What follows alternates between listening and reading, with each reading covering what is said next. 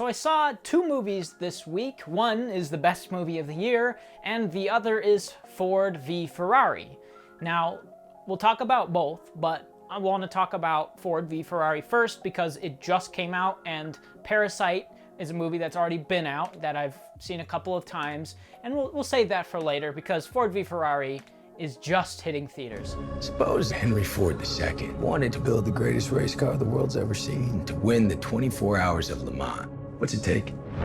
Well, it takes something money can't buy. Money can buy speed. So Ford v Ferrari is a movie from director James Mangold, who is the man behind everyone's favorite Marvel movie, Logan.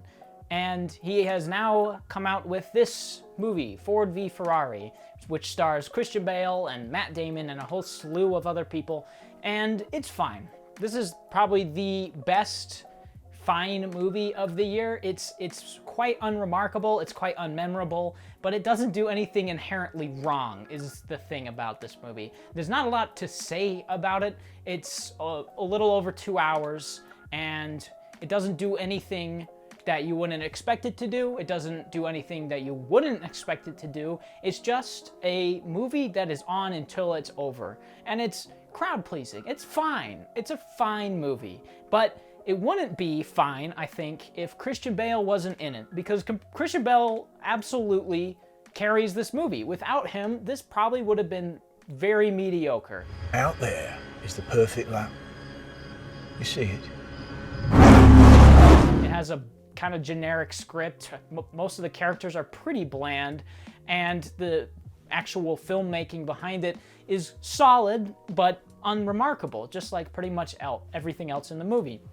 But Christian Bale truly stands out. His performance is genuinely impressive, and he brings a lot of character to this character. He is absolutely phenomenal, and really the only part that was great. The only thing that stood out in this movie was him. Nothing else really does. I mean, it looks fine, everything's in focus, the music is fine, the sound design is fine, the shot composition is fine, everything is just fine. Matt Damon is fine, all the other actors, they're fine, but Christian Bale is amazing. So, I don't know, there's not a lot to say about it because it just doesn't do much that is worth talking about. So, I'll probably give it a 6. It's fine.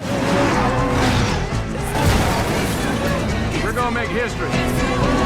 But the other movie I saw is worth talking about. Every element and aspect of it is worth talking about, and that movie is Parasite, the latest movie from Bong Jong Ho, who is a very good director that I followed for quite a long time now. He's directed great movies like The Host. He directed that weird Big Pig movie, Okja, from a few years ago. He's an interesting director, but this is quite possibly his best movie. Everything about it is excellent. Everything that this movie does, it just completely nails. 뭐야, 소독해? 창문 닫아. 나도 봐.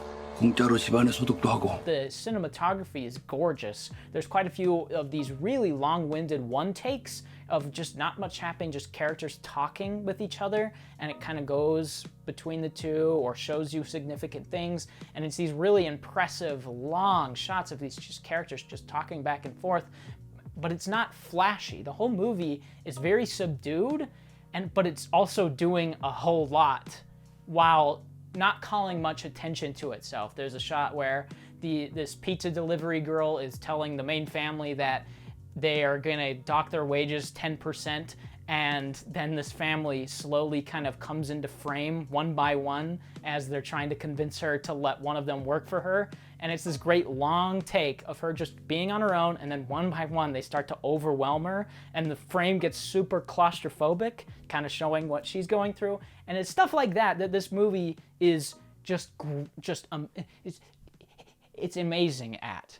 Everything that this movie wants to do, it sets up early on and pays off beautifully later on. There's the main character of the movie, or one of the main characters of the movie. The dad of the family, Mr. Kim, as he's called later on, is like, he's called a cockroach throughout the movie, or at least one point in the movie.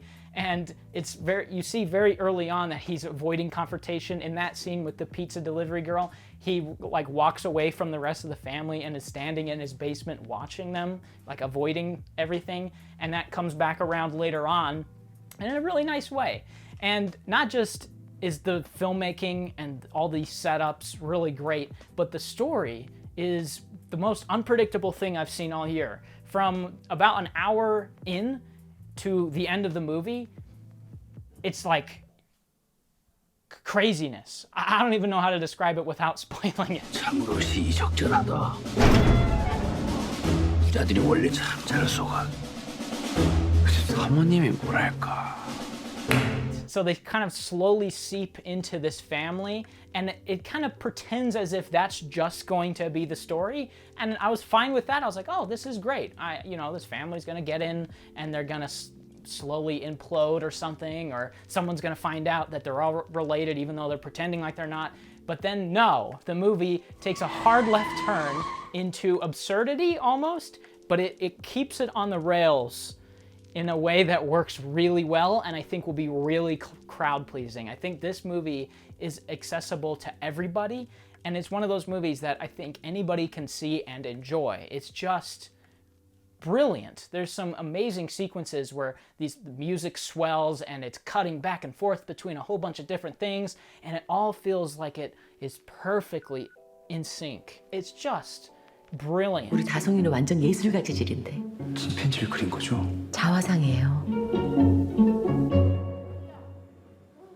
역시. And if the characters and the story isn't enough to get you on board with this movie, it also has a great sense of humor. The tone in this movie is very unique. It has its very serious, dark moments, but it also has a lot of levity to it that works really well. I was surprised at how much I was laughing, especially through the first hour. But above all else, this movie's satire and social commentary is the best aspect of it. The most prominent thing that it is tackling is classism and the difference of class, and how people view other people when they reach a certain social status. And that comes together really nicely at the end of the movie in a great climax that I don't want to spoil. Something very natural, talk about the rich and poor in this era, in this age, in this time. So in everyday life, we always encounter those kind of who is rich, who is poor, and why kind of question. This movie is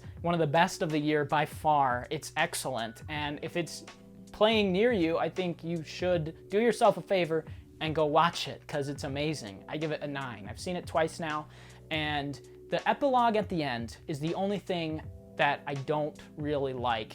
It's just this kind of long-winded, over-explanatory epilogue that I feel like should have been trimmed down a little bit. Maybe not. Maybe I'm just being nitpicky and the epilogue's fine, and I'm sure it is fine. It is fine. But I wish it was a little bit less explanatory, maybe just a little bit more ambiguity, you know. That goes a long way. But other than that, no problems. It's great. So go watch that one instead of Ford V Ferrari. I mean, you can watch Ford V Ferrari. It's fine. But it's just that.